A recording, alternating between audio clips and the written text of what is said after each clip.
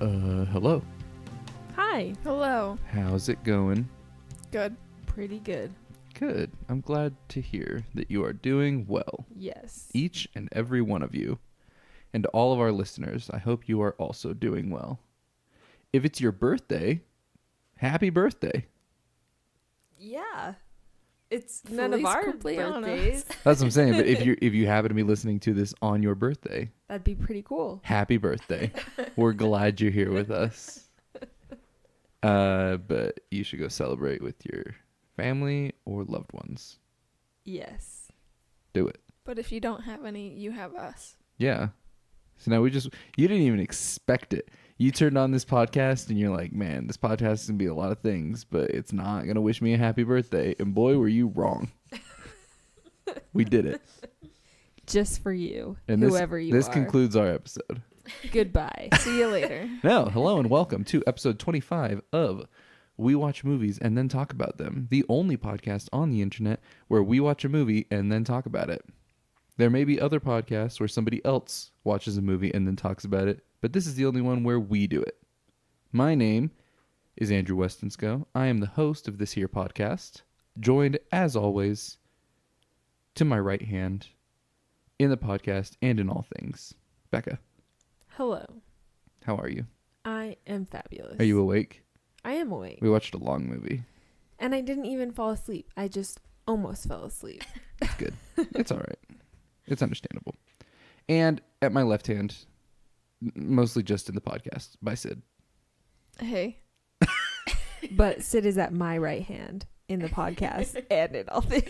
What the crap? Yes. Shouldn't I be at your right hand in all things? Nope. No, I'm at your right hand, which would make you at my left Can we hand. join right hands and then we're both at each other's right hand?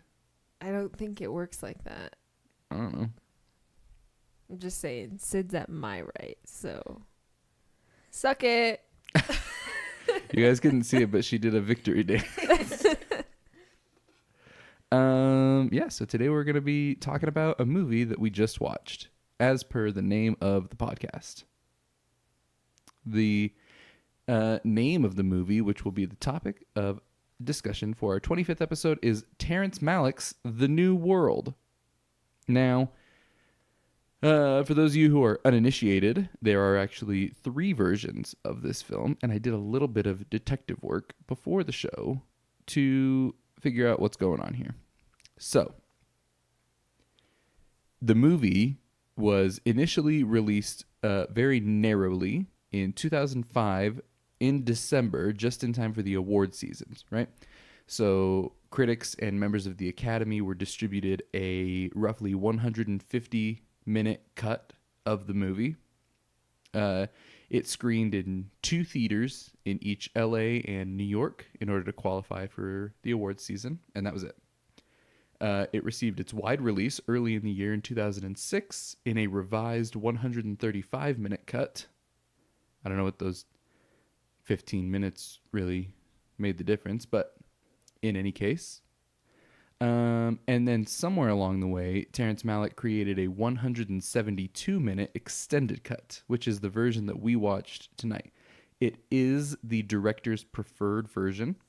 So if you are looking to watch this movie, try and find the extended cut. We watched it because I own the Criterion Collection version of this movie, which also contains the other 2 cuts, which I think is more of just a completionist thing, because if I'm ever going to sit down to watch this movie, like, I'm already strapping in for at least 2.5 hours. Give me the extra 20 minutes. You know what I mean? Yeah, and also warn me beforehand, which he did, Yeah, I didn't do that before Blade Runner. which made me not like it. Yeah. But yeah, that's what's going on here. So we watched the, again, director's preferred 172-minute extended cut. You will recognize that as just shy of 3 hours. So if you don't like long movies, maybe skip this one. But if you are okay with long movies, then we're going to tell you if you should still skip it or not. And we're not going to tell you right up front, because then you wouldn't have any reason to listen to the podcast. Right? Right. We're going to save it till that'll be the last thing we say, is whether or not you should skip it. Yeah. So again, just to get everybody initiated, if you haven't seen this movie, we do recommend watching it before listening to the podcast. But if you're a little bit of a rebel and you just want a little bit of a refresher, this movie stars Colin Farrell and a woman. I cannot say her name. I don't know. Maybe you guys want to give it a shot. No. Ew. No. Nope.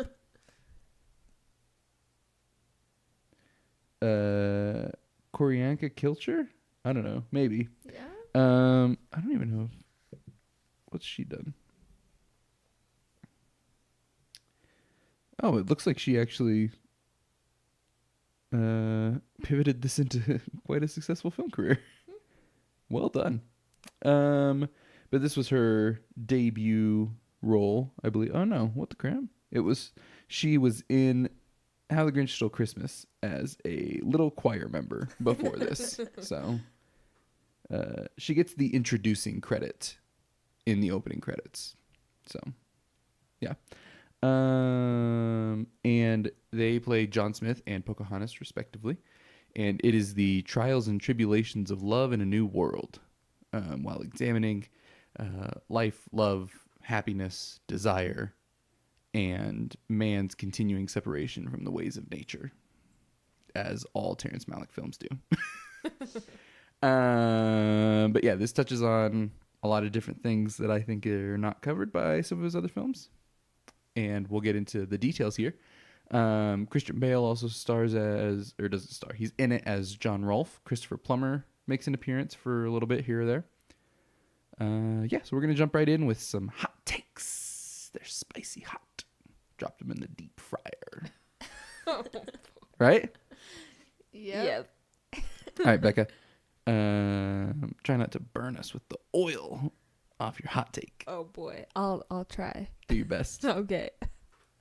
Well, this was the first time that I have seen The New World, but it has been sitting on our shelf for a very long time. And I've actually been pretty excited to watch it since Andrew first bought it and told me about it. And I was not disappointed. I thought it was fantastic. And I felt like this movie did a really good job of just like creating this beautiful world that I could get lost in. It was very like fairy tale like, but not. Like I don't know what the right word is to describe it, but it definitely was just like beautiful, and this world that I was able to just get wrapped up in and really enjoy the entire time. So right off the bat, I like this movie a lot. That's a spicy hot take. Did I burn you? No, I'm not burned though. Okay, good. I'm okay. Don't call OSHA. We have a safe workplace, even though we don't get paid for this. OSHA would still come for us. Those guys are vultures. I really liked this one. I was a little wary going into it, because the only other Terrence Malick movie I've seen was Tree of Life, and that one was a great one, but it was hard to get through. I would definitely say this one is more digestible than that one because it has a plot, which usually makes it a little bit easier. But yeah, I really liked it. Colin Farrell's eyebrows were just the star for me. Mwah. What is better? Chris Evans' sideburns in Sunshine or Colin Farrell's eyebrows in this? You know, I think I'm going to have to go eyebrows because eyebrows really help emit that just like steely gaze that he has. Okay, that's fair. Yeah. Steely gazes are very important in Terrence Malick movies because you don't get a lot of words to work with. In fact, I haven't seen it, but there's a movie that he has with Christian Bale, and I think it's Kate Blanchett, isn't it? Where there was literally no script. He kind of like outlined their characters for them. It's called Knight of Cups. If I'm remembering right. If I'm not, then I guess just forget about this. But he basically outlined their characters for them and like the general plot that he was going for, and then just had them improv interactions with each other. Wow. So, again, for those of you who are not as well acquainted, Terrence Malick came out with 2 movies in the 70s, Badlands and Days of Heaven, that were very well received. I have not seen either of them, unfortunately. Days of Heaven has probably been on our shelf for a year. Yeah, we need to watch that one. I just haven't watched it. It was on sale I got it for like $12 on Amazon, and it was the Criterion version. So I was like, oh yeah, I got to get this. But we haven't watched it yet. The mood has not been right ever. I don't know. So he made those two movies, I think like 75 and 78, and very well received. And then he just disappeared, right? Came back 20 years later in 1998 with The Thin Red Line. Followed that up in 2005 with The New World, and then 2011 with Tree of Life. So he took a lot of time for each of those three films. With the Tree of Life being kind of his magnum opus, like he was always working towards Tree of Life. He had that kicking around in his head for years and years and years and years before he finally made it. And then after Tree of Life, his output like skyrocketed. He's come out with like 5 movies since 2011, I think. Oh, wow. I have not seen any of them. I have to be in just the right mood to watch a Terrence Malick movie, and when I'm in the mood, I just want to watch one of the ones I've seen. So, It takes a lot to watch one of his movies. his movies are exhausting, and this is not exempt from that. That said, this was only my second time seeing this. The first time, I don't know what version I saw, honestly. I want to say it was probably the original cut, the 150-minute, but I don't honestly know. I'd have to look. It's my sister has it on DVD, so I would assume that I think that was the most widely distributed version, was the original cut.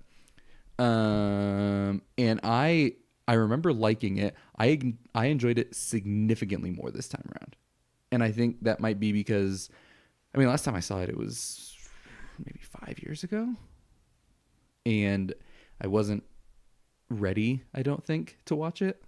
Like this was the first Terrence Malick movie that I ever saw, and I don't think that I was ready for it the first time that I saw it. This time watching it, and I think that the extended cut does make a difference. That said, I could really basically just list every aspect of filmmaking and be like, this was really good in this movie. Like, and I'm sure we'll talk about this. I have a mentally logged list of my favorite shots in this movie, but holy freaking crap, this movie is so gorgeous. It really is. Like one of the more beautiful movies that I have ever seen. Like Emmanuel Lubezki just, How? Huh? Like the lighting in this film is so exquisite.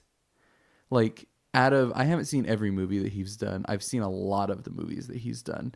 And I think the only one, I mean, like Tree of Life is absolutely freaking phenomenal, right? But it's just a very different style. If I were to have to like rank my absolute favorite Emmanuel Lubezki like cinematography jobs, I think it's a toss up between this and The Revenant. Because the Revenant is just, we'll talk about that, I'm sure, at some point on this podcast.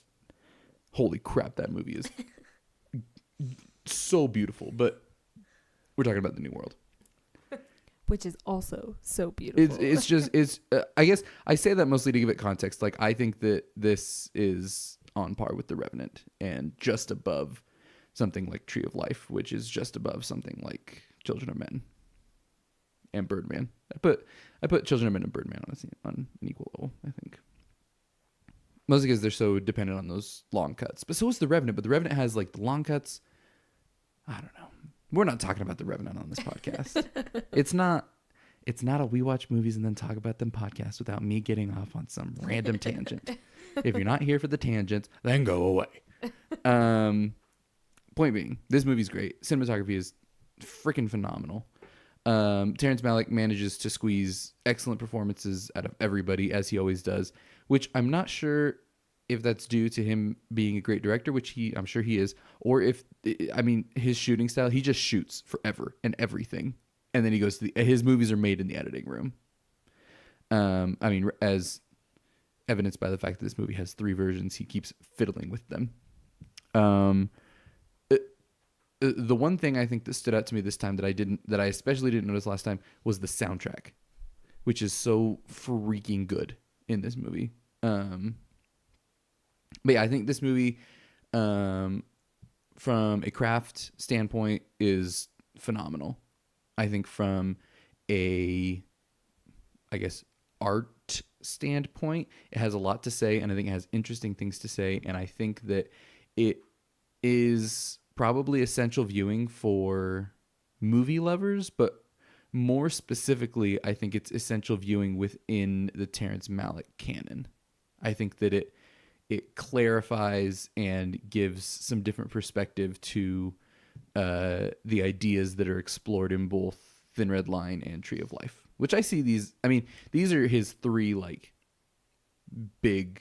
I mean, Badlands and Days of Heaven as well, but like these three movies that he came out with in the early, like in that decade of, I guess, 98 to 2011. Those three movies are all kind of related. They all talk about very similar things, and I think that each of them is essential to understanding the others. I think I probably need to give Thin Red Line another go because You do. it just did not hit me in the way that this one and Tree of Life did. Like, I do not see the connection between the three of them. I think that's probably mostly due to the fact that I blindsided you with it. I told you it was a World War II movie, and then you get this meditation on like humanity and nature. Yes, and you didn't tell me how long it was. Yeah, and it's like 3 hours long. Yeah, I think my expectations were not right for that one, so I definitely should give that another go. I'll try right now to not get too much into how all three of them relate to each other, and then in a future podcast, I mean, it's only been like 3 months since we did Tree of Life, so maybe in a few months we do Thin Red Line, and then in that one we can really go into how the three of them connect. That's fair. I think that's a good idea. I'll try and talk about this one more in a vacuum. Even though it's tough though, because what I most appreciated about this is how it connects to the other ones. But whatever, who cares? Who cares? Whatever. Those are my favorite aspects of it: the cinematography, the performances, the soundtrack, and the editing. I think this editing style that he starts here and then perfects on Tree of Life is just phenomenal. I don't know. I did like super notice the cinematography and music as well. Like, I mean, how could you not notice the cinematography? Amazing. I know. It's so, I feel like it's really obvious in a good way how good it is. Oh yeah. Well, and this is it's not a 4K Blu-ray, unfortunately. It's just a regular old Blu-ray, but it is a 4K transfer from the original negatives. So this version of the film is like the best looking version there is, and it's just spectacular, gorgeous. Yeah, it really is. It looks great on our 55-inch Vizio 4K TV with HDR10, playing on the Xbox One X. No, but it was great. So those are my. I guess I'll put this out there now. What were your? I guess maybe parts isn't the right question to this one. Usually I say, what was your favorite parts of the movie?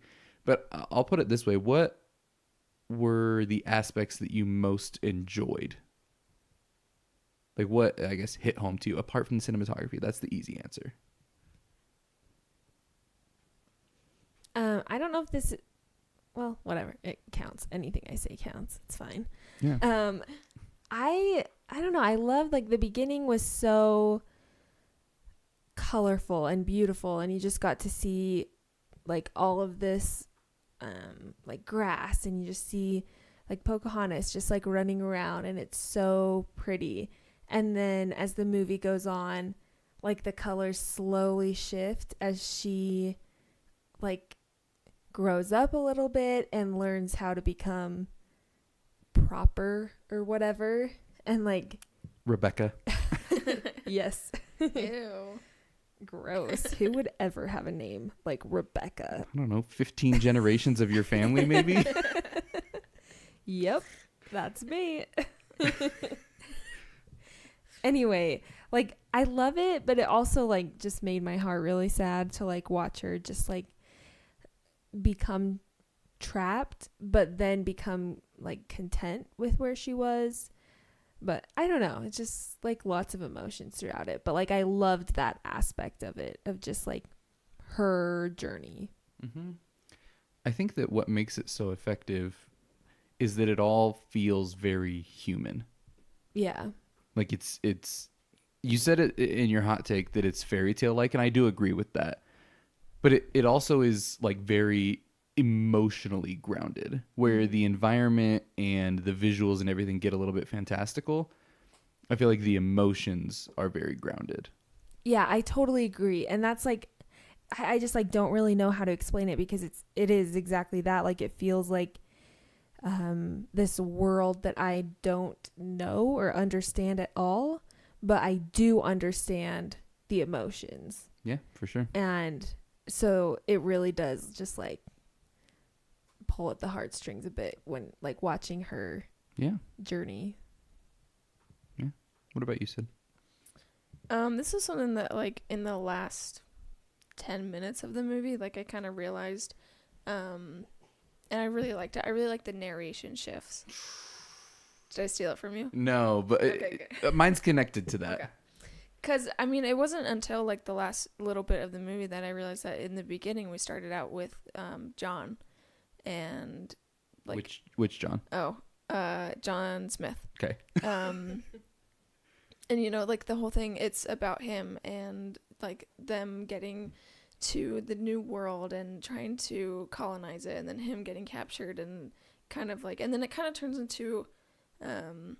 him and Pocahontas for a little bit, Mm-hmm. and then he leaves and it turns to her, and then even in the last few minutes of it, it kind of turns into was that John Rolfe and his son.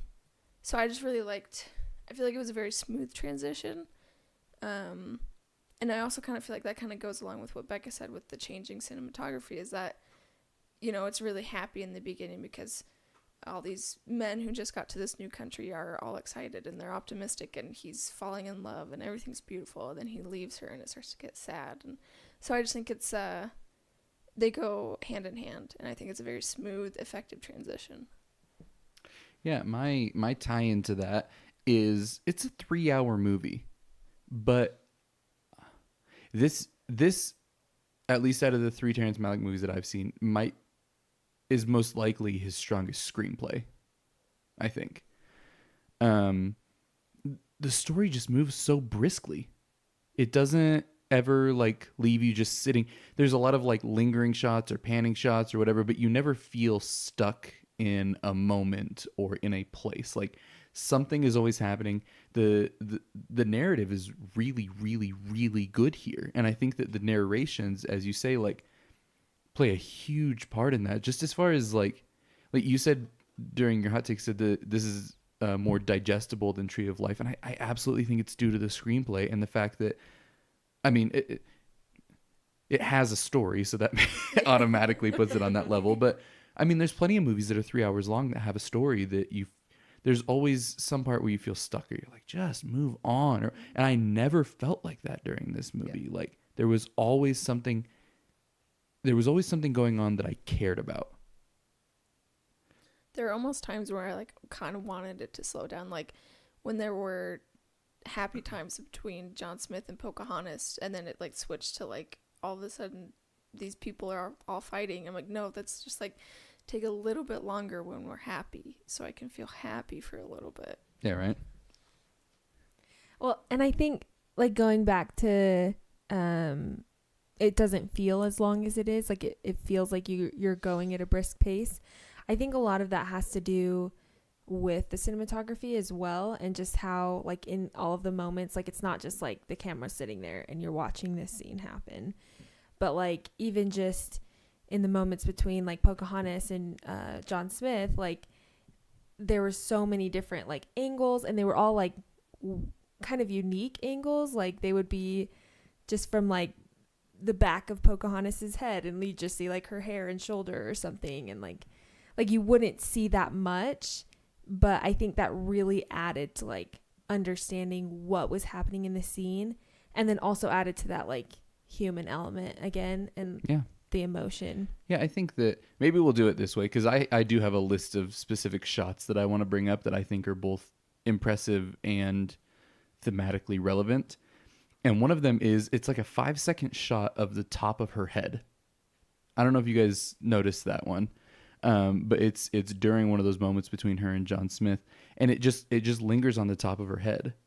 Mm-hmm. And what I take from that is like, when you are infatuated with somebody or falling in love with somebody or in love with somebody, sometimes you'll just like see something. You know what I mean? And it could be the most trivial thing in the world. It could be like a wrinkle on their forehead, or like, just like, oh, is that a freckle I haven't seen before or whatever? And maybe like for John Smith in that moment, it was the top of her head. And you just like stare at it and you're just like blown away by like how incredible that piece of a person is. You know what I mean? Mm-hmm. And so they're having this moment together, and I imagine him just like, seeing the top of her head and just being blown away by it. Mm-hmm. I don't know. I thought that was a very interesting choice for a very short shot to communicate something pretty deep. Yeah, like I would never, I mean, obviously I'm not a cinematographer and I know nothing about it, but like I would never think to do something like that. Like, oh, let's just focus on her head for a second. But it works so well. And then there's so many like small moments where to like focus in on like their hands touching each other. And like those were all really sweet. Like there were a lot of moments like that where it would just focus on something totally random. It would focus on her arm a lot, like where her like tattoo or whatever was, and I think it was really good. And jumping, I guess tying into that as well, something else that I think is really good about the narrative here and the screenplay and the narration is, I mean, Terrence Malick is known for his voiceovers. Like that's just the thing that he does.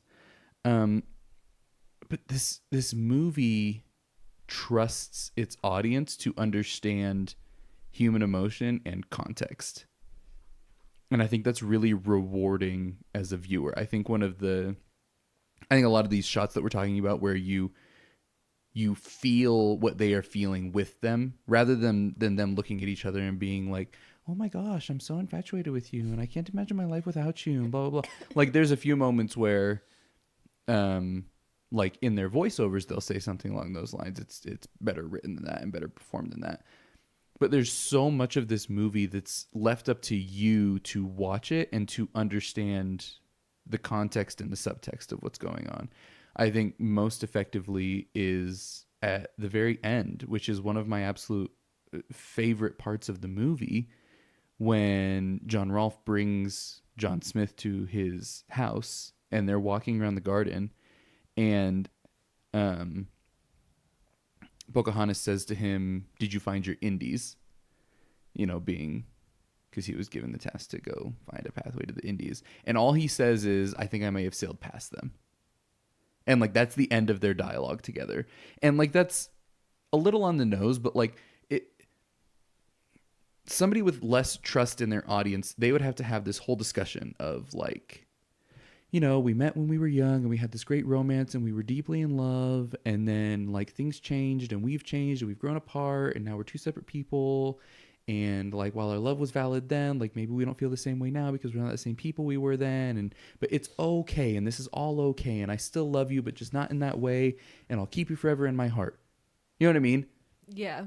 Like, but rather than that, there's 2 lines of dialogue that communicates all of that. And he trusts the audience to understand that. And I think that's really rewarding as a viewer to not be spoon-fed everything. Yeah. Mm-hmm. Yeah, there were almost times where I wanted them to just kind of like spill it and just like proclaim your love for each other, like just tell your feelings, but then that would have been so boring and not as captivating as just watching them interact with each other. Yeah, because I mean, realistically, like, I mean, maybe some people do, I don't know, but when you're like entering into and advancing a serious relationship, like the amount of times that you just sit down and be like, let's tell each other how much we care, like that just doesn't happen. Like you just are together and you show it and you both feel it, so you don't need to say it. You know what I mean? Mm-hmm. So that's what I think it comes back to, what we were saying before, that the whole thing feels very human and emotionally grounded. Yeah. Because the dialogue also feels pretty natural throughout the movie, to the point that sometimes it's hard to understand. Yeah. I can't hear a single thing they're saying. One is just like the colony, just all these British guys. I'm like, what are you saying? But I didn't want to turn on subtitles because I didn't want to mar the screen. I don't think it really mattered. Whatever. Yeah, we got it all with context and with what happened. Like, Yeah. you almost didn't need dialogue. Like, I mean, I don't think I could watch it without dialogue, but like thinking about it, like the performances were so impressive and the way it was filmed and put together, like it could tell the story even without dialogue, I think. 100%. 100%.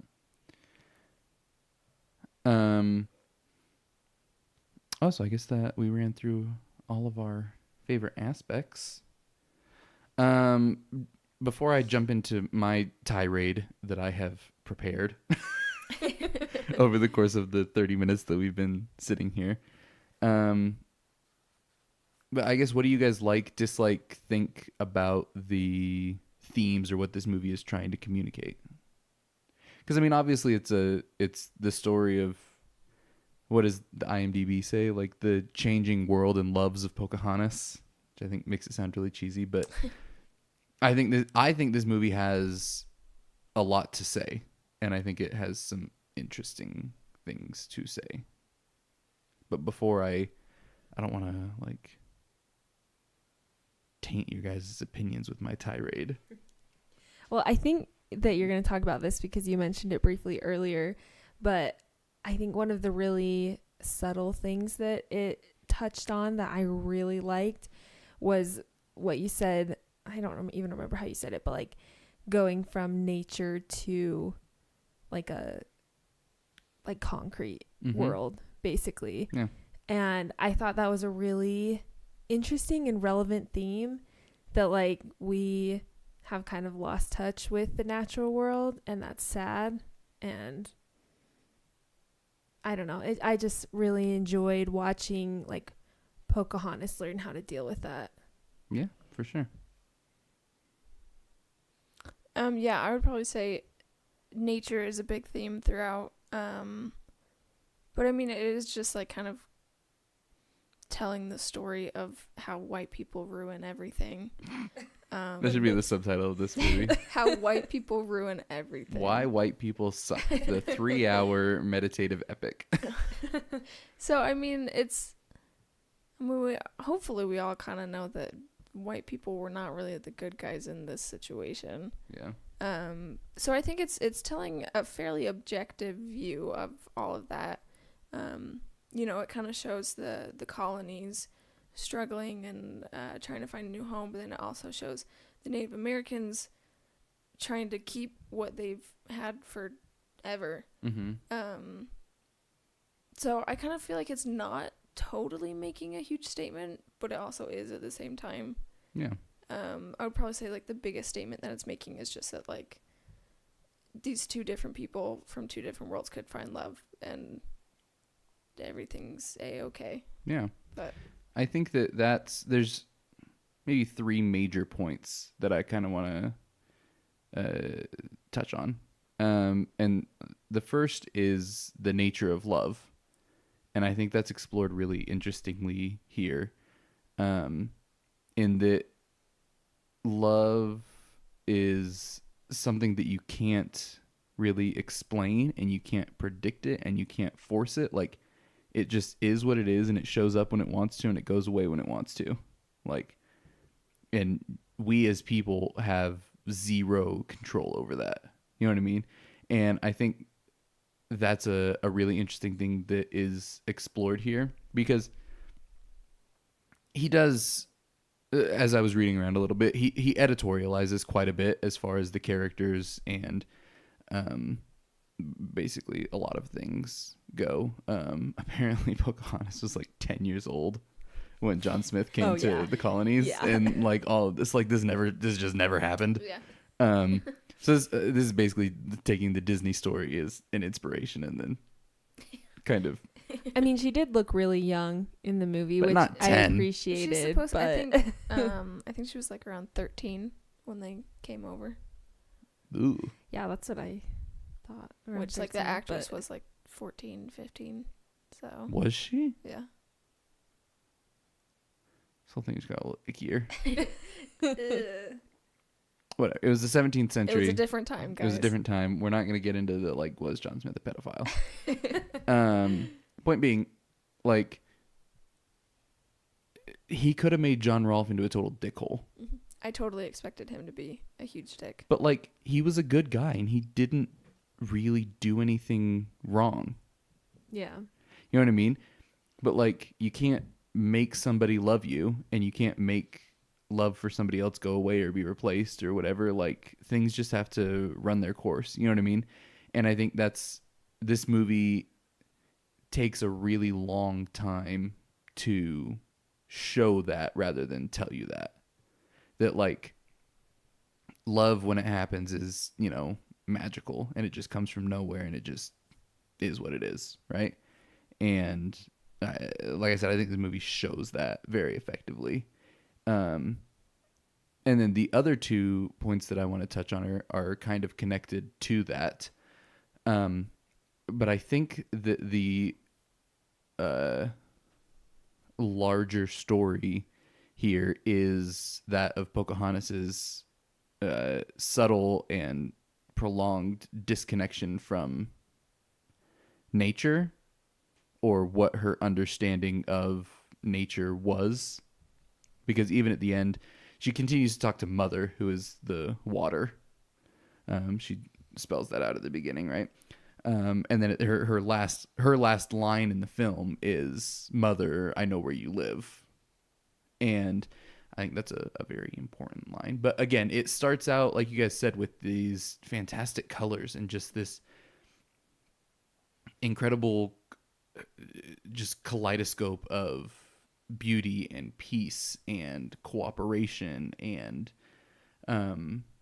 it's almost like when we were watching John Smith's kind of initiation into their tribe, it super reminded me of the creation sequence in Tree of Life. It's not as like start, stop, but like as far as this really extended, beautiful sequence to get a single point across. Like, I think that I think that sequence serves a similar purpose to the creation sequence in Tree of Life, in that to show like this is where we came from, right? Like, you know, people and nature are 2 different things. And it's kind of like oil and water. Like, they just don't mix. And then John Smith is kind of the bridge in this film between the 2. And then one of my absolute favorite shots is when he comes back from, he has his whole time with them, and then they say, "You got to go." So they bring all these gifts and food and offerings and whatever to the colony. And he walks up, and the people are like, "Oh my gosh, dude, it's you!" And you don't know what to expect. You know what I mean? But you don't expect what you see. Yeah. And he opens the doors to the colony, and it's just gray and bleak and ugly, and it's like the freaking people in Monty Python that are sifting through mud. You know what I mean? Like, you're like, this is the life that these people are living. Like, this is what, like, they are getting beat by nature. And they're trying so hard to beat it down, but they just can't. Well, and, like, we saw them arrive there, and it was like this beautiful place when they Yeah. arrive, and then they're like, "All right, get digging and building. Let's cut all these trees down and build this place." And it just was like so sad for me to go from John Smith in nature and then go back to where they like did it to themselves. Like, they could have had this beautiful place to live in, but like they destroyed it by trying to build something that they thought would keep them safe and healthy. Yeah, well, and this ties into Tree of Life as well. And since we've already done an episode of Tree of Life, I don't feel bad referencing it. I'll avoid talking about Thin Red Line, though. The idea, you know, just this philosophy of conquest and ownership and, you know, cruelty and violence is all so antithetical to this understanding of nature, which one of the things that he most heavily editorialized on is that the different tribes of Native Americans were like super violent with each other, like very warmongering people. Like they were all about conquest and taking over other tribes and stuff. But I appreciate that he edits that here in service of the themes, right? That they represent this, again, cooperation and love and this connection with nature, whereas the Englishmen represent that disconnect from nature and conquest and hatred and violence. And basically how that, I guess, philosophy beats down the Native American philosophy, right? To the point that they go to war together and end up just killing each other. And Pocahontas is ejected from her society. And so, you know, over the course of the movie, as you say, the colors change and she changes, and she goes through this disconnect from her roots and from nature as she sees it at the time, right?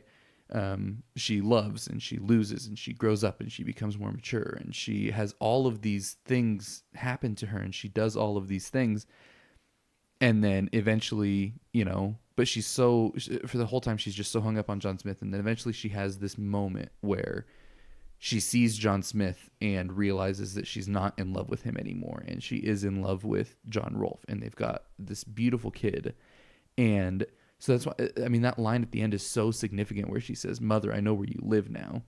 And then you get John Rolfe's letter to his kid saying, you know, on her deathbed, she reminded me that all things have to die and that it's enough that you are alive.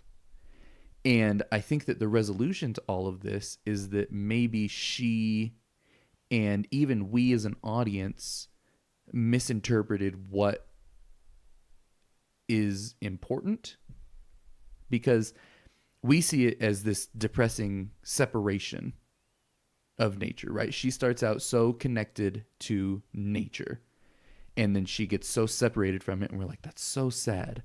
But maybe that connection isn't what's most important, and what is most important is love and family. And you can have that even in this gray concrete world, because you see at the end the colors come back when they're in the garden and she's playing with her kid and everything. So while that connection is great and that idea of you know, peace and cooperation and love would be fantastic if humanity could live that way, like, we just don't.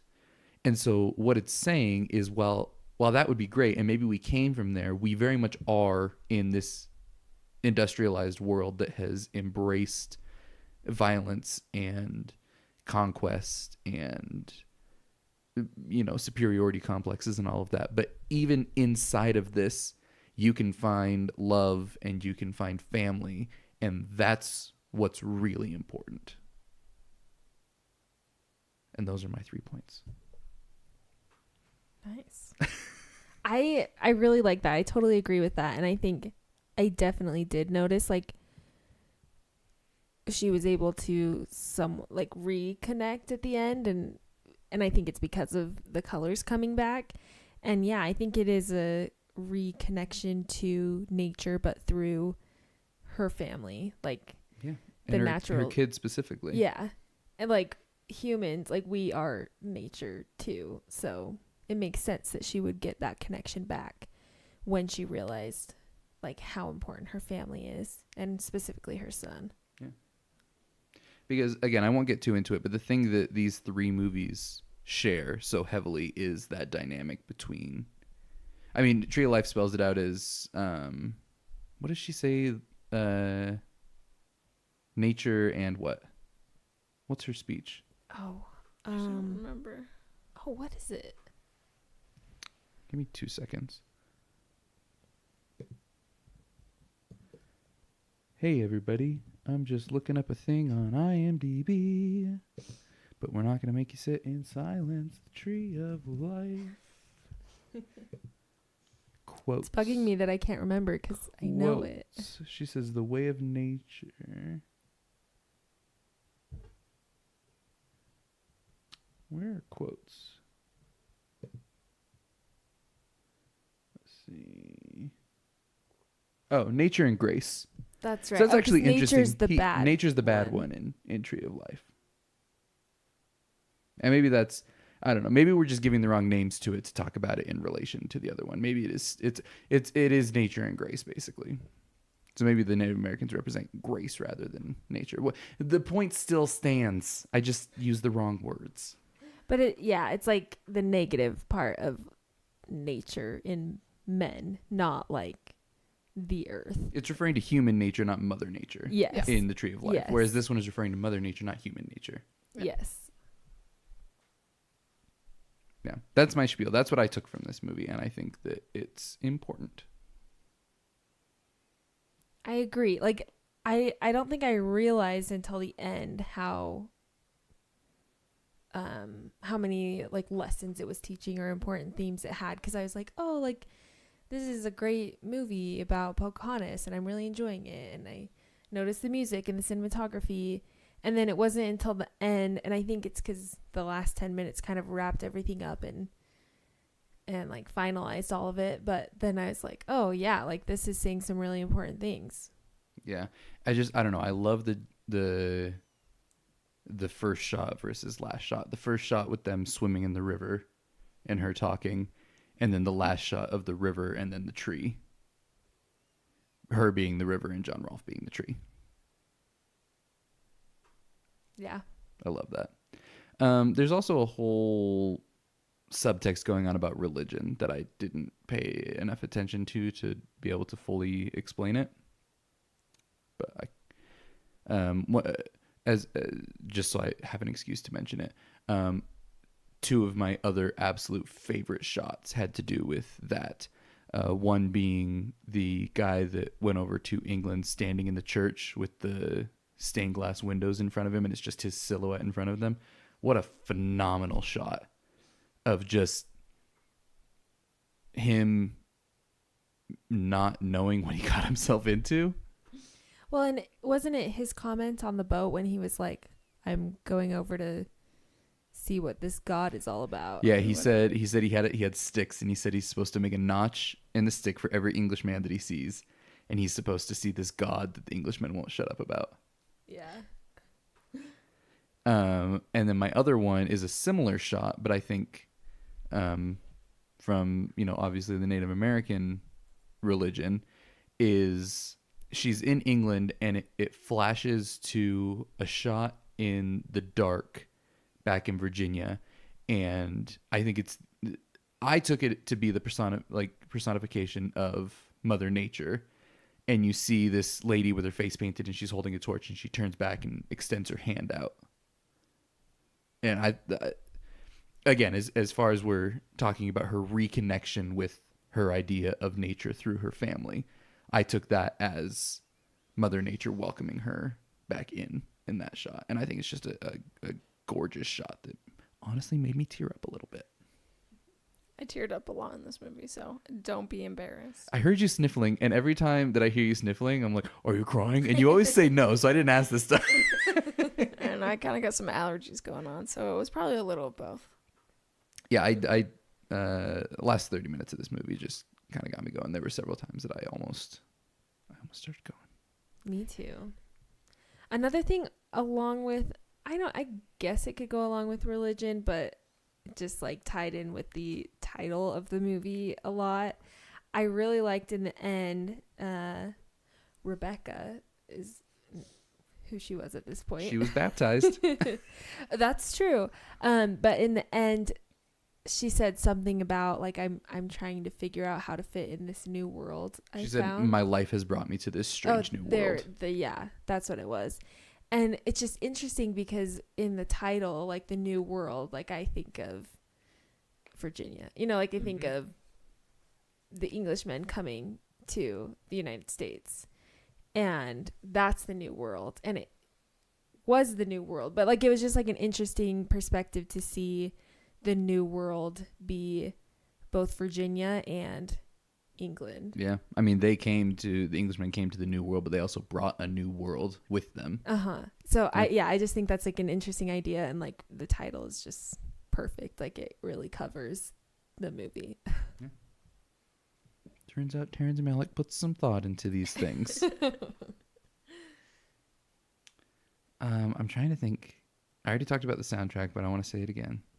Soundtrack, just the piano in this movie. So many scenes are just driven by that piano. Phenomenal. Performances, editing. Again, I think that, like Becca said, the editing has a lot to do with how brisk. It's not like Boyhood levels of Boyhood feels like it's an hour and a half long. This movie Like, still it definitely feels a little slow, not in that, like, not the pace necessarily, but like you can tell that you're watching a 3-hour movie. Yeah, for sure. But I think that the editing and how dynamic and it shifts between being pretty jumpy and these long sustained nature shots. But yeah, major props to this movie. What else do we have to say about it? Anything? I just wanted to say, I mean, they're two very different movies, but the ending of this really reminded me of the ending of La La Land. Ooh, okay. And that just like it's a very similar situation. You know, spoilers if you haven't seen La La Land, you should watch it. It's really good. Do you have to say something? Something snarky? No, I was just gonna say La La Land is really good. But like a similar situation, like Mia has gone off to this new life and she has a husband. That'd be a twist.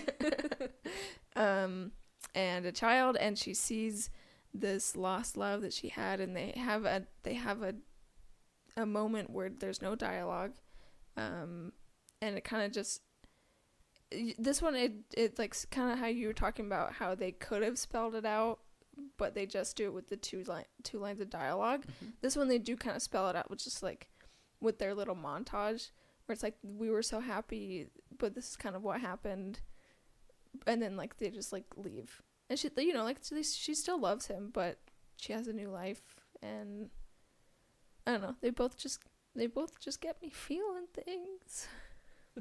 Yeah, I don't know. I'm surprised you didn't bring this up.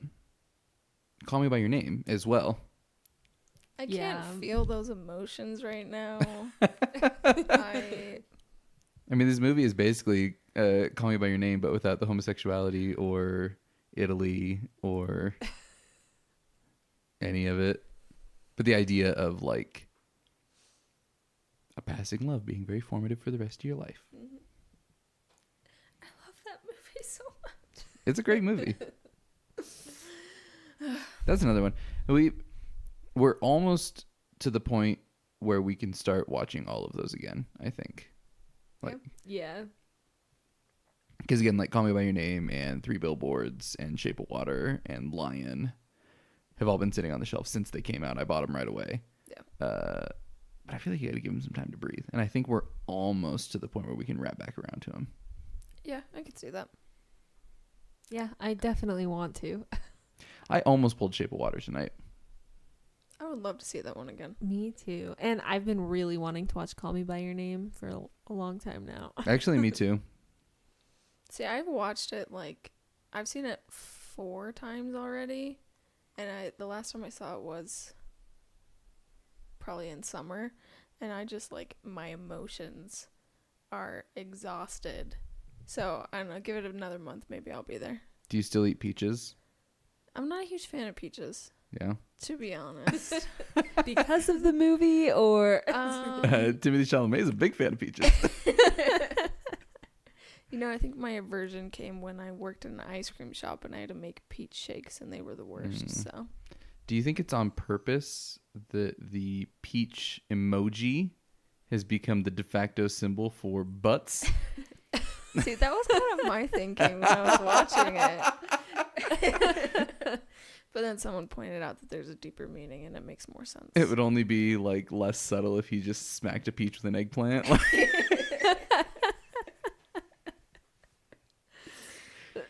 See, the book was written before emojis were a thing. Oh, that's fair.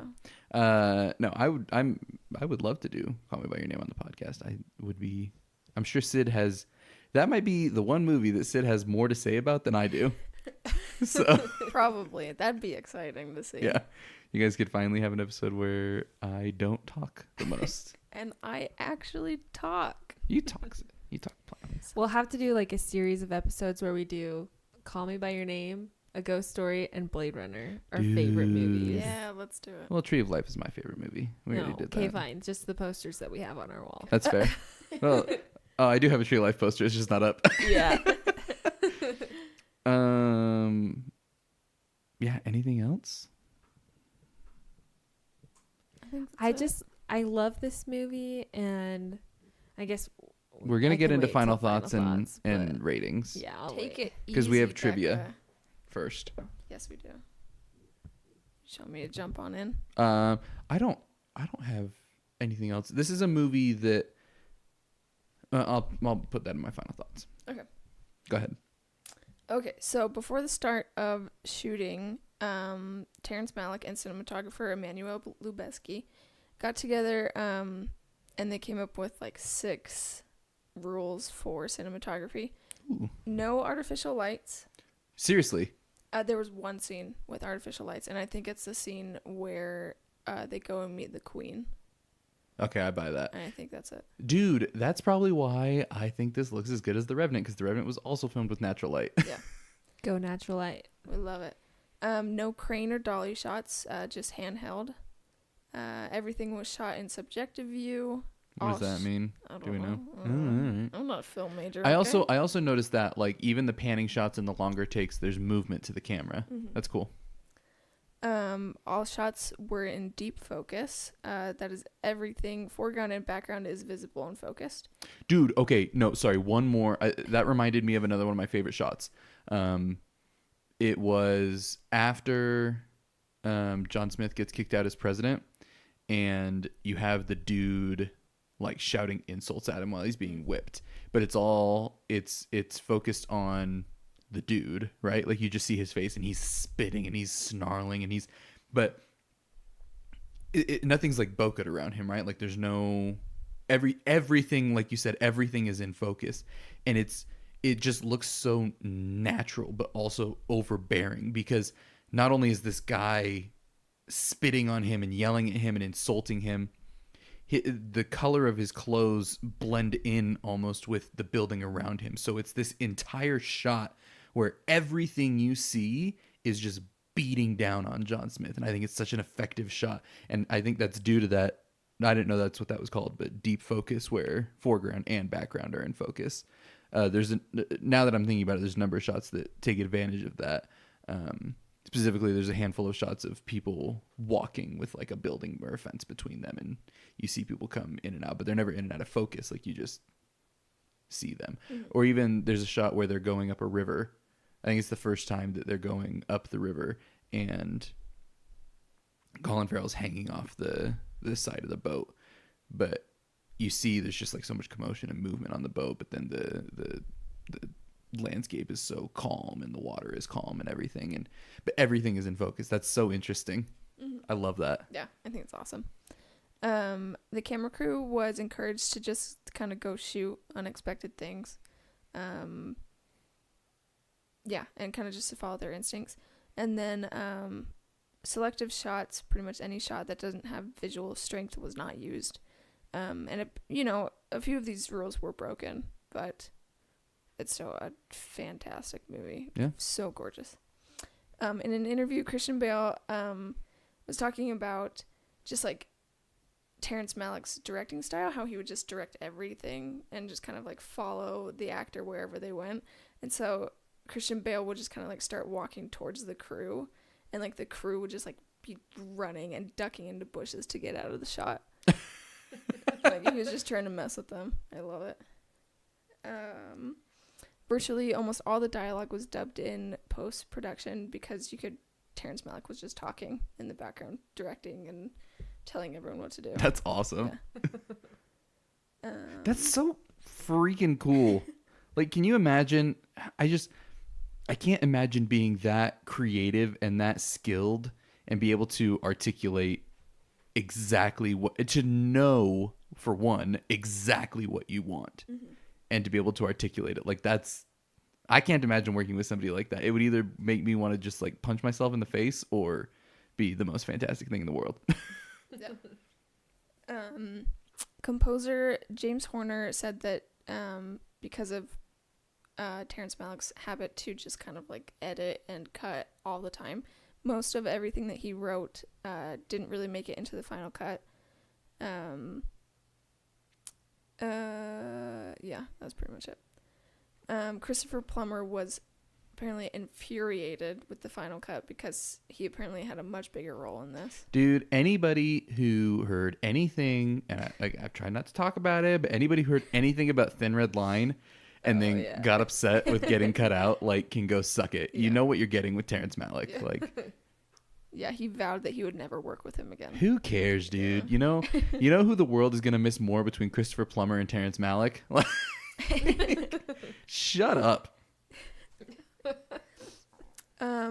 So Irene Bedard, who played Pocahontas' mother, she was the voice of Pocahontas in the Disney movie, and Christian Bale was the voice of someone else in that movie. Really? Yeah. Huh. And so apparently this was kind of an homage. Casting them was kind of an homage to the movie. Dude, Mel Gibson plays John Smith. You didn't know that, yeah. That's iconic. He plays Thomas. I don't know who that is. I know who the... Okay, yeah. He looks like Christian Bale. He kind of does. Yeah. I've never actually seen Pocahontas. Whatever. You're awful. Sorry. One, you guys didn't get... I started singing the Magic School Bus theme song just before this podcast started, and neither Becca or Sid were able to pick up on it. We have both seen it, obviously, but we just didn't recognize it. And now we find out that Sid hasn't seen Pocahontas. Sorry. That is pretty sad. I'll just leave. No, keep going with your trivia. Terrence Malick finished the script in the late 70s, but it just kind of sat there until 2004. What did he do for 20 years? That's what I want to know. He just took it easy, you know? I don't know. Because it's children, not maybe? like Badlands and Days of Heaven were like raking in the royalties either. Like, you probably just went and got a job. Yeah, he was too busy working 9 to 5 at Dairy Queen. I was going to say 7-Eleven. I don't know, I just threw out something. Yeah. Dairy Queen sounds good. Maybe it was a 7-Eleven with a Dairy Queen in it. Okay, yeah, I can see that. Yeah. I like that. Over 1 million feet of film was shot. Shut up. How do you store that?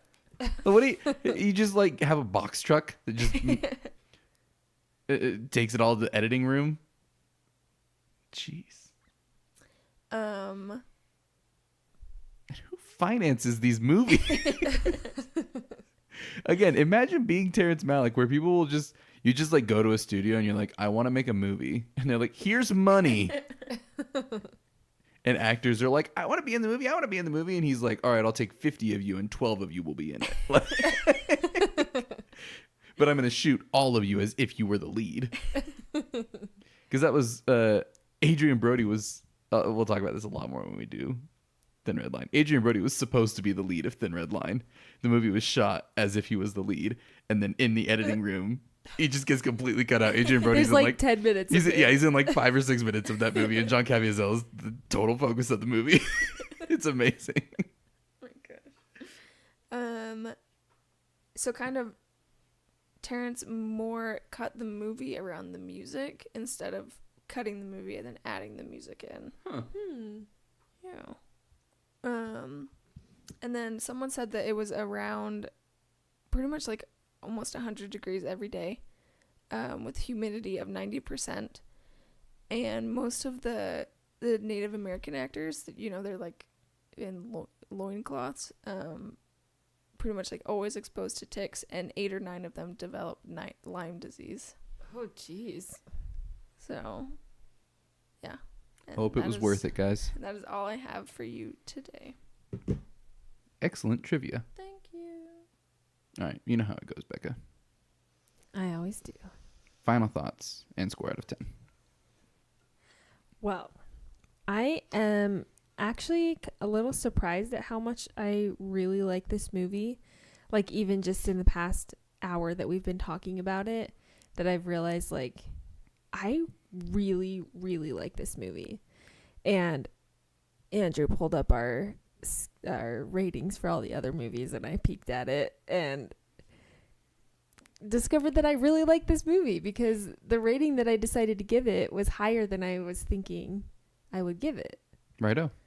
But yeah, like we said, I think the colors, the cinematography is amazing. The music, the themes, like this is a pretty fantastic movie.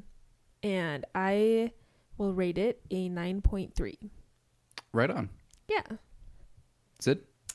All right. Yeah, I honestly wasn't expecting to love this one as much as I did. Just kind of, I don't know, by the one Terrence Malick movie I've seen. But yeah, I don't know, just so much of it works on like just kind of like a love story, but it's also like a good kind of coming of age for Pocahontas, and it's a good drama, and the themes are very interesting. Yeah, I just thought it was all around just a great movie and just gorgeous. And I'm gonna give this one actually a 9.2. Right on, folks. Again, I also enjoyed this movie. Funnily enough, we were down to like 4 movies. It was when we well, a little story for you guys. We select the movie that we're gonna watch each week by pulling the shelf, which means that I pull out the movies that I would be interested in, and then Becca and Sid go in rotating rounds of pushing movies back in until we land on what we want to watch. And we had Blade Runner 2049, Contact, Enemy, The Godfather, and this left. Actually, we didn't have this. Oh, no, we this didn't one have was this. pushed in. Yeah, but we're looking at it, and I was like, we just did Black Swan, and I rated that a 10. So, and Blade Runner's a 10, and Contact and Enemy are both on my potential 10s list. I'm like, maybe we should, like, do something that I'm not going to gush on so hard. And Sid was like, well, why don't we just do Tree of Life? Or not Tree of Life, New World. I was like, all right, sure, whatever. Like, I like that movie, but I'm not going to freak out over it. I'm freaking out over it. It's so good. Mm-hmm. Everything just comes together so well. And I think that if you haven't seen it, or even if you have seen it and maybe you haven't seen this version, seek out the extended cut. It's so good. And I think that the extra time that you get to spend with these characters absolutely makes the runtime worth it. I just can't get over how much I enjoy this. I'll say this. I still think that it's the weakest out of the 3. But I mean, that's like saying that Bavarian cream donuts are just a little bit worse than maple bars. You know what I mean? Like, I'm not going to say no to either one. And if I can have both, absolutely. Well, I love this movie. And I am also surprised at the rating that I am giving it. If I had any criticisms for it,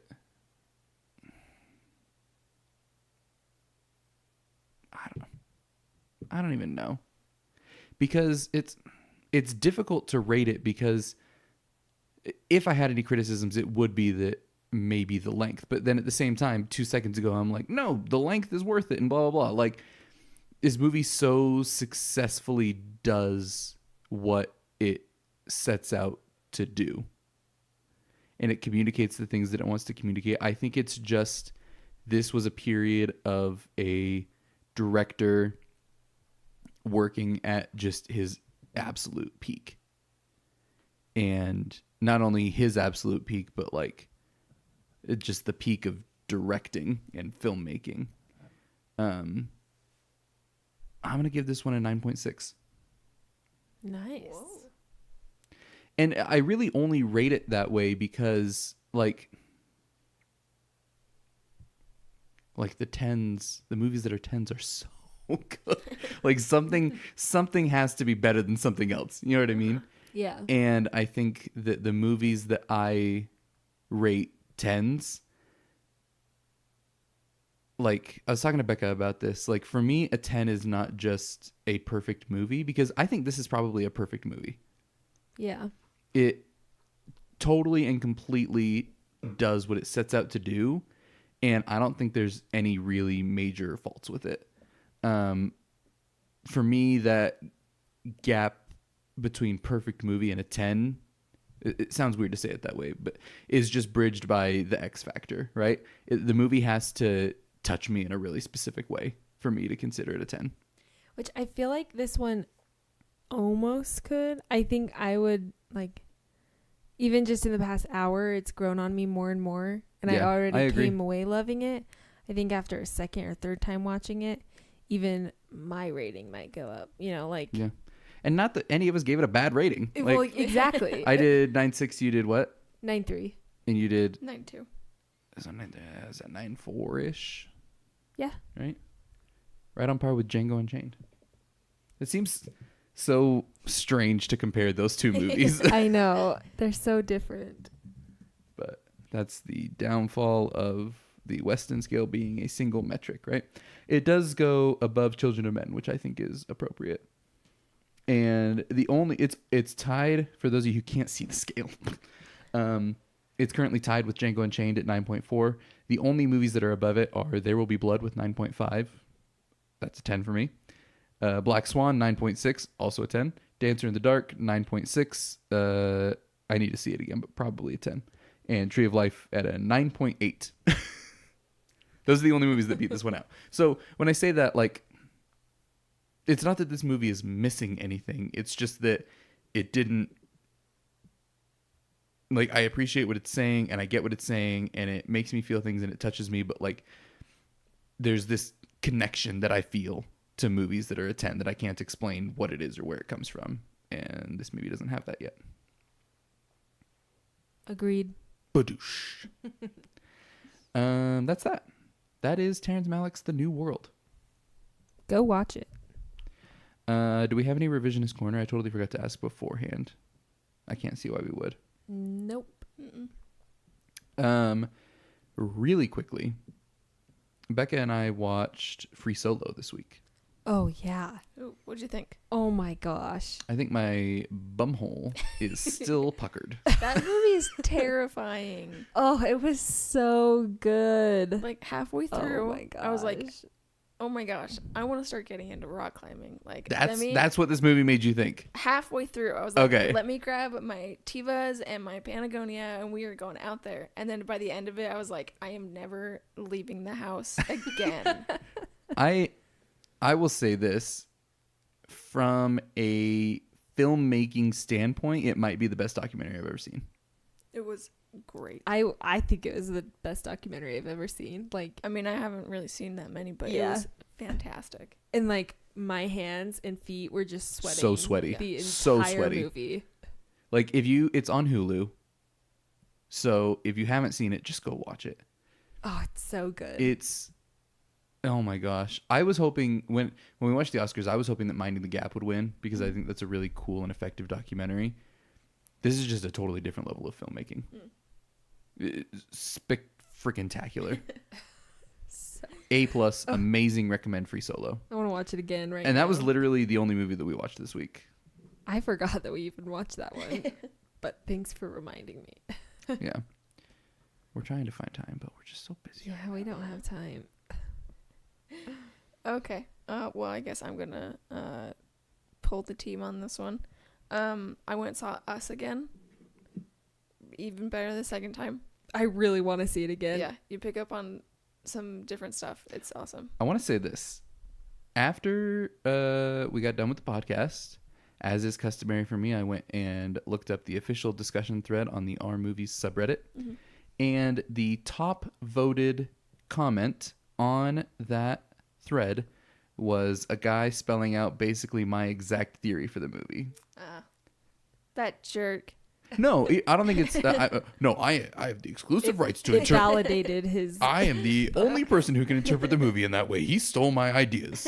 No, it validated my opinions and made me feel like, oh, I'm not the only one that thinks of it this way, because it was really well written and thought out and everything. And then it was the top voted comment in the thread. So Nice. So basically, you were the top voted comment. basically, Okay. And I watched Blue is the Warmest Color. why Because I heard it was good. did you like all of the graphic lesbian sex? No, I skipped over those. So what did you watch?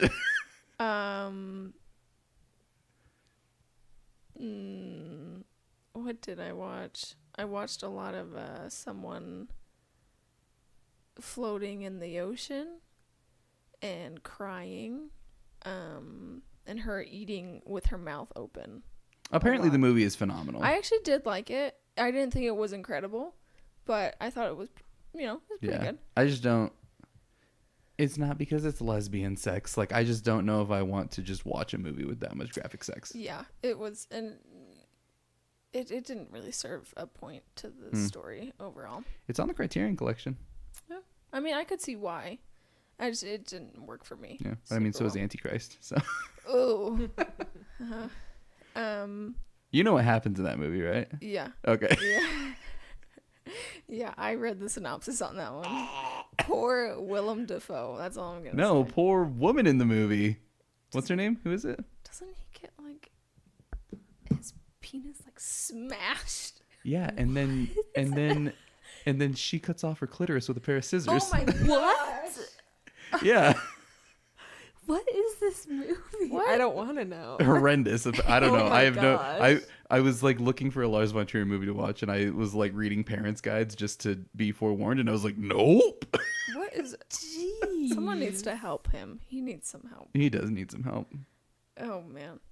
I rewatched It. Still love that movie. The new one or the, The old new one? one. The new one. I love it. Okay. Bring Tim Curry back. He can't. He had a stroke. Oh, really? Yeah. Rest in peace. No, he's still alive. Oh, But when you do. yeah, we still love him. And I watched The Guilty, which was really good. What is that? It's a Danish movie about a 911 operator, and he gets a call from a kidnapped woman. I've heard of that. It was really good. It was super intense because it all takes place in one room, and it's just from the 911 dispatcher. Yeah, I really liked it. It had an interesting twist to it that I wasn't expecting. Yeah, I really liked it. It's on Hulu. Oh, cool. Yep. Wasn't that... When did that come out? I think it came out last year. Yeah. That was one of the ones that people mentioned. They were like, this didn't get nominated for Best Foreign Language Film. That's garbage. Yeah, Hulu's actually, they've got some pretty good. Is Hulu up in their game? Yeah, they got Shoplifters on there, and they got a few of like the best documentaries on there too. So Wow. they're up in their game. Still can't beat Netflix because Netflix got Roma and The Irishman.